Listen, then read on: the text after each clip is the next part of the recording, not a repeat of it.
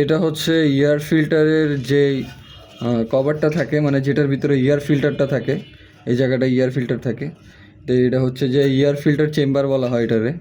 তো এটা আমি ঘষা মাজা করছি, ওয়াশ করার পরে এটার একটু সিরিজ পেপার দিয়ে ঘষা মাজা করছি।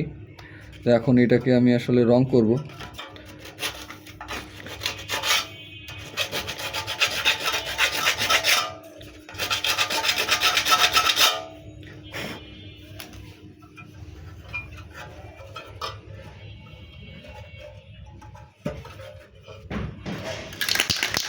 আমি আপাতত স্প্রে রং দিয়েই আসলে কাজ চালাইতেছি। আমি ট্রাই করতেছি যে আসলে এটা দিয়ে হয় কিনা দেখার জন্য।